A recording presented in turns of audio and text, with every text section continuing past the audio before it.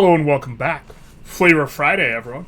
Now that's flavor with a U because you need just a little bit extra sauce, extra spice on your flavor. We are going to be doing a rundown as part of Flavor Fridays on the flavor of Novgorod for the upcoming Europa Universalis 5 game, which of course is the code name for the game that is truly titled Project Teaser, or if you like to pronounce things correctly, Project Tizar. We're going to be looking through quite a lot. We haven't looked through it yet, so very, very excited to be doing that, and this is for Novgorod. So without further ado, because we do like much ado about ado, hello and welcome to the third installment of Tinto Flavor, the Happy Friday, where we look at the flavor content of the super secret Project Teaser. Pavia's back on board, Happy Fridays, but he doesn't capitalize happy, which is, of course, lamentable, but, he's back on board after missing last week. Glad to have Pavia back in the right camp. This week, we will be traveling to the cold north, Bur, where the sovereign lands of the Lord Republic Velikili, Novgorod, lies between Lake Limon. We, of course, are going to be mispronouncing everyone, so you all better strap in. Originally founded by the Slav and Norse people in Homgard, the new city of Novgorod became the main political and economic center of the north, lands inhabited by the Russian people. I wonder if they were called Russian at this point, or they're called Rus. Who knows? Not me. Someone, though. Fiercely independent, the Novgorodian Council elects its prince among neighboring rulers, although the true power is held by its people, who thrive thanks to the commercial routes linking the rich inland resource-gathering outposts with the Baltic and White Seas. Very excited. Novgorod, if I recall correctly on EU4, Novgorod is kind of one of more of the trading kind of starts. We do like trading. Trading is more flavorful. We don't like none of that war nonsense. We like to make food, not war, and so we like to add our flavor. However, in the recent decades, the war with Sweden has been almost a constant, nowadays halted after the creation of the buffer state of Oreshek. Meanwhile, to the south, Muscovy has become a dominant power with the backing of the Golden Horde. The proud inhabitants of Novgorod may have to face the difficult decisions on these crossroads. Okay. Makes sense. We like to be pressured on all sides. We have Muscovy, the Golden Horde, and of course, also, less from the south. Okay, or the south west. But here we have Sovereign Lord Republic, Veliki of Novgorod, or Grand Prince Ivan, rather, is his name, and he is the Prince of Novgorod. Grand Prince Ivan, we're not going to try and pronounce that. Kalita of Muscovy is the prince elected by the Council of Novgorod. As per usual, consider the UI, 2D, and 3D art as work in progress. Very work in progress. This is the last bit of polish on a game when it comes out, and so don't necessarily expect things to be looking perfectly. And here are the lands of Novgorod. We do see, wow, that is kind of a big stretch with like this interior country, Beluzero, which is a little bit interesting looking, but that is spreading what looks to be quite a strong territory, quite a large area. There's a little bit of glare, so kind of difficult to see some things. This is starting the situation of Novgorod in regards to the diplomacy. Looks like we're on good relations with various people, / they are subject. Puskov and Oreshek are the first two shown in the subject list, are vassals. So Pushkov and Oreshchek. So I guess all these are vassals. The other subjects are pop-based tributaries. Okay. We need some work to make them visible on the screen. Besides that, Muscovy and the other countries with a similar color share a PU with Novgorod throughout their ruler Ivan I. So we do see kind of a federation of collected states, and I'm assuming we will see a little bit of flavor with which to kind of describe this relationship, this unique sort of thing, so that this federation, or it's not really a federation, right, because it's a personal union, but the relation of the subject and the overlord over these guys will probably have some unique stuff. So let's take a look at Novgorod itself. The first thing is that the country's government type, which is a republic. As per that, and Novgorod's main culture belonging to the Russian culture group, two different things get unlocked. The first is a major government reform, the Veche Republic, and so we see our first little bit of uniqueness, where we are getting nobles' estate satisfaction equilibrium plus 10%, nobles' power plus 10%, burghers plus 10%, burghers' power, peasants plus 10%, peasant power plus 10%. Who is that effectively? I guess that's diluting effectively the crown power a considerable amount, but also The military class, I think is another. No, or is nobles supposed to be military class? So anytime you are buffing one group at the expense of another group, right, it is effectively a nerf to the other group because you're splitting a pie. And so the fact that it's buffing all of these, I think is going to mean that the crown power is what very consistently or very severely suffers, which makes sense, if we have this decentralized power as a representation, buffing everything but the crown lands. I think there's one or two other estates that aren't buffed here that could possibly be buffed, but this makes sense. Okay, and the efficiency of our cabinet plus 15%. I assume this is the payoff. Not really sure how strong this modifier is, but if this is affecting all of our cabinet sorts of decisions, and those decisions are strong, plus 15% does seem like a strong modifier, so maybe it's a reasonable kind of trade-off. We have the second is the Age of Traditions Advance. The Veche, this is going to be unique to us, gives a Veche succession law, which is the way we are determining our republic. This in turn unlocks the Veche selection, a succession law that allows your country to select the ruler among neighboring countries. That's really fascinating, in which the ruler is chosen among one of the more popular candidates by assembly or veche. I wonder if this allows you to consistently get good rulers, because we saw with Florence that the person who was going to be selected was generally going to be someone with higher stats, as per the thing that was rolling, but here we do not necessarily see a stat-oriented selection. You might have noticed that the estates are important and powerful in the governance of Novgorod. We did. This is also reflected in the unique privileges. It starts with 3 unique privileges for nobility. Okay. Plus 20% power. That's pretty significant. Plus 2% happiness. Progress towards centralization, though.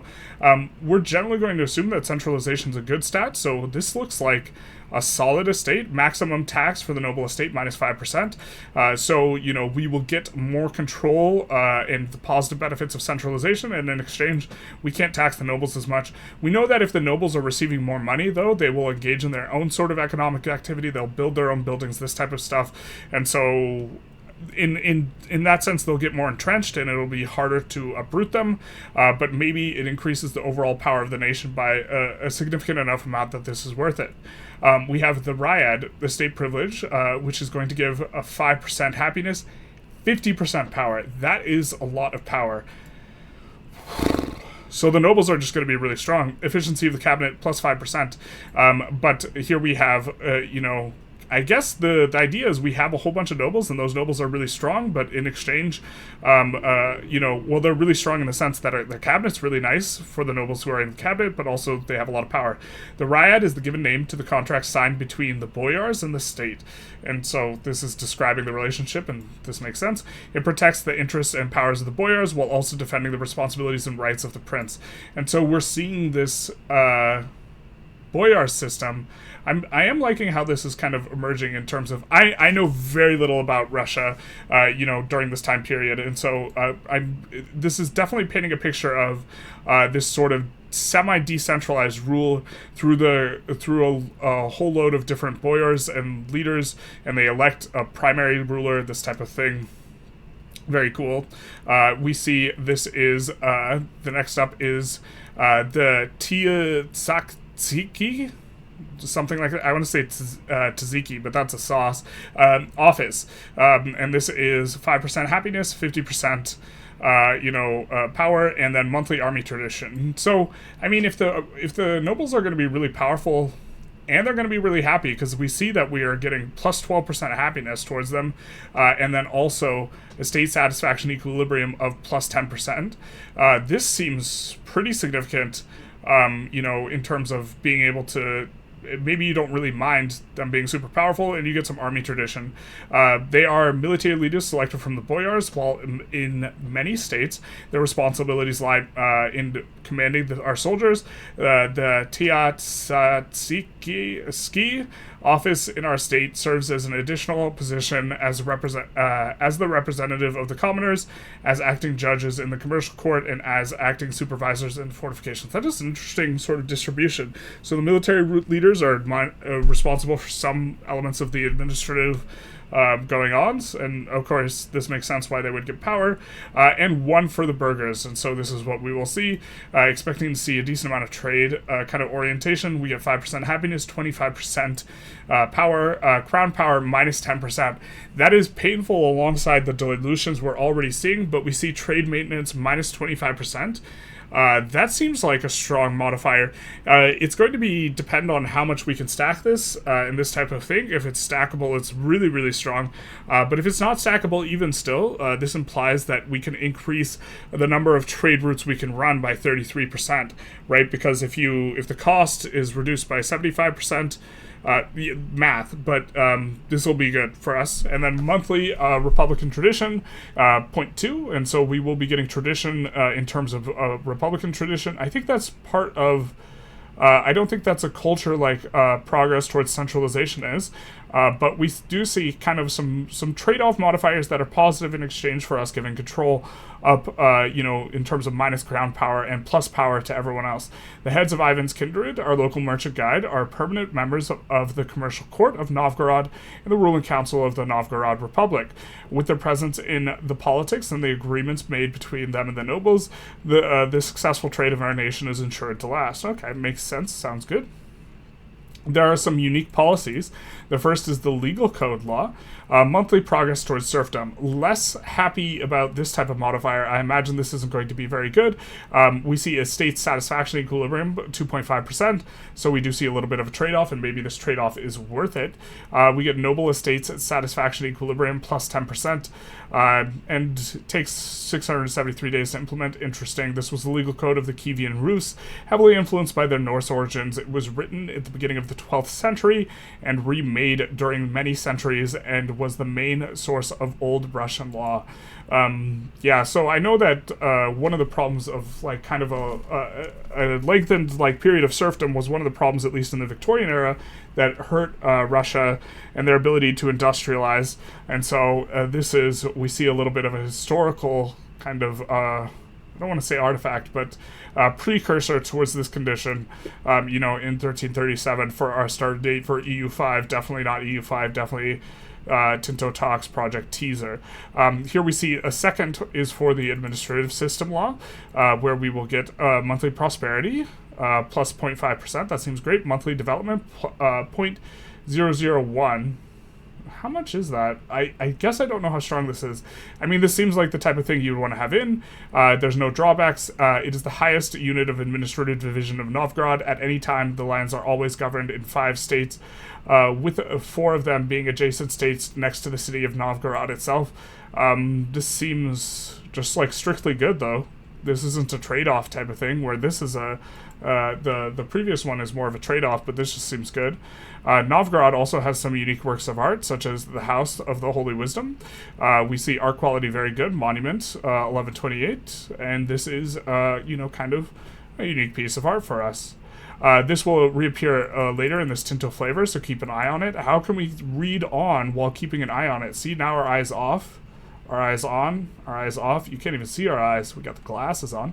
As a type of work of art that is unique to Orthodox and Miaphysite countries, the icon will be giving, let's see, or it doesn't give any special bonuses. Founded in 1030 by Yaroslav I, the Wise. Is one of the oldest monasteries in Russia. It played a key role in the Christianization of Novgorod region and served as a symbol of Orthodoxy's growth in northern Rus. Okay. Speaking of orthodoxy, there's some Orthodox-related stuff that I'm going to just tease, as well as we will talk about this in a future Tinto Talks, like this law that is available to all Orthodox countries. So very cool. We know that there will be advances unique to some religions. We also know that there will be some laws unique to some religions, and here we see the role of the Patriarchate. The Patriarchate's a concept that you will either love or hate as an Orthodox country. That makes sense. Now let's move on, move into taking a look at some of the unique advances that are available to Novgorod. Here we see birch-marked manuscript. So the advances, once again, are kind of like research for those of you who are less familiar. We see max literacy, 2.5%. This is fantastic. Writing and reading is a fundamental pillar of our society. Religious texts, as well as events of our history, need to be written down so that our future generations can learn of our cultural achievements. We do know that we do know of a Russian or two who loves referencing history. We know Novgorod's First Chronicle, where we will get plus cultural tradition. The Novgorod First Chronicle tells of the history of our country from the legendary beginning of the Varangian chieftain Rurik to the present day. It is a cultural heirloom that is proudly transmitted from one generation to another. We get funding there's so much stuff I can't pronounce. Funding the Ushkuyaniks, which will be available in the Age of Renaissance. So these are Age of Traditions here, where we will get privateer maintenance, minus 10%. Interesting. I've never... Thinking of the Russian... I didn't... Piracy, when I think of piracy, Russia does not come to mind. Can hire privateers. Yes, privateer durability, 25%. And this second one might be key because I assume that if you need special tech in order to hire privateers, and so this is maybe going to unlock the pirate nation dream. The Viking-like, I guess Viking-like makes sense. These guy pirates were a useful tool to suppress our competitors. Unfortunately, it was stopped due to foreign intervention, mainly from Moscow. We should begin to fund them again and push these pirate activities to further seas to remind everyone who the real master of the North. Interesting. We get the Northern Center of Arts, where it's available the Age of Renaissance. A possible number of artists, +1. Artist salary, minus 0.4. This, of course, paying people less is just probably going to be strictly good in most cases. We don't have I don't think we have a situation where we have, like, buy baskets and SOL and this type of stuff. Artist monthly start chance, plus 10%. I assume this is to start a great work of art, or whatever they are called. The city of Novgorod is an important cultural center in Europe. Epic stories based on the high level of literacy, beautiful icons, and grandiose architectures increase the prestige of flourishing city and the whole nation. Okay. Reforms of the... Oh my god, these words, man. Something. Where we will get expand the office. This is the highest administrative position in our towns and cities. The Posadnik has a more significant position than just one mayor. As the city grows, so the responsibilities, influence, and number of Posadniks. And so I guess they're going to show what this is. I was like, it doesn't show what modifiers we're getting here. But the last one unlocks a unique government reform, as it has been researched during the Age of Renaissance, where we will get monthly progress towards decentralization, negating kind of the previous thing that we had started with. Set cabinet member costs, minus 25%. Replace cabinet member costs, minus 25%. Interesting. I mean, I assume centralization is just generally going to be strong, but we'll see. The office of the Posadnik is an influential position in Novgorod. In order to avoid monopolies of the power in the hands of just one man, the office needs to be expanded so that multiple members of the nobility can assume his position at the same time and keep each other in check. Okay, fair enough. Finally, let's take a look at some of the events that Novgorod get. The first appears early in the campaign, after an event that triggers in Sweden. Veliki Novgorod's reaction. The Swedish have come with a questionable demand. They want to hold a theological debate between Magnus Algotsson and one of our theologians to determine which of our confessions is right, the loser country having to convert to the other. The demand is creating a heated debate among our patriarchs with the diversity of opinions on how to respond to them. That seems like the wildest debate, because both sides will just proclaim victory, right? We could have a debate with them, forward them to debate with Byzantium. Oh, with Byzantium.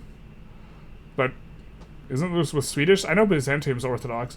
And then, forward them to debate with Byzantium. So we send them, we'll be like, you can debate Byzantium instead, or we can accept the theological debate. Shall we debate the Swedish about theology, or just forward the Byzantium debate? Okay. Another one that maybe trigger as early as this one, the Karelen Rebellion of 1338. That is just 1 year after the start of the game. The lands of Karjala became a battlefield between Sweden and... I wonder why. Veliki Novgorod, after the former got a foothold in Viborg and fortified it and started to project their influence in the region, which collided with the Novgorodian outposts over the river Neva. This led to war, which was concluded in the Treaty of Notborg in 1323. However, in recent times, the Karelans have apparently been encouraged by King Magnus IV of Balbo to rise up and weaken our country. Troublesome times ahead. Let them unite with their people. Yeah, this seems to be perhaps the consequence of, losing this theological debate, maybe. Are these two related? Probably not. We do see some tensions between them and Sweden, though. Control over the Baltics is perhaps going to be central in kind of the run, at least as it feels for the start, for both Novgorod and Sweden, as well as a country like Denmark and also Lubeck, something like this. Here we get the Cathedral of St. Sophia. This is an event you will get to expand the Cathedral of St. Sophia with an option to start constructing and building on top of the work of art. WOA. I don't think that he explained this. I assume that's work of art. I don't think that, well, the acronym's there. I assume it's work of art.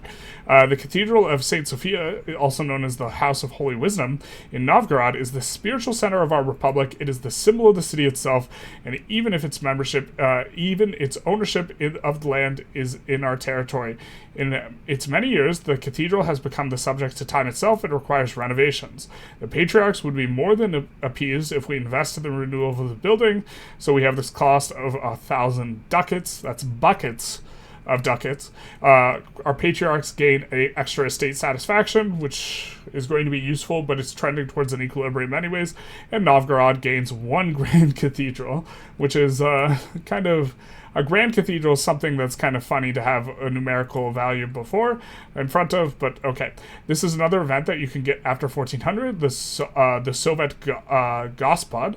The lords of the city of Novgorod are increasingly becoming the decision-making body of the republic, creating an institution where the political debates take place. The Sovgat Gospod, the Council of Lords, unlike the Veche system, the Sovgat Gospod is set to give more power to the Posadniks, the Taisiatskis, and other members of the boyars, while the influence of the burghers and the commoners is negligible in the system. I generally don't like the nobles as much. I imagine the nobles are actually a spectacular sort of, guy to lean into if you're trying to do a lot of war, and war is more your persuasion than economics, but if economics is the persuasion, the burghers are probably going to be good, but we will see. We will remove the Veche Republic government reform. Oh no. We will unlock the Soviet Godspot government reform. We will add it to our government reform. Our boyars gain 10% estate satisfaction. Burghers and commoners each lose 10%.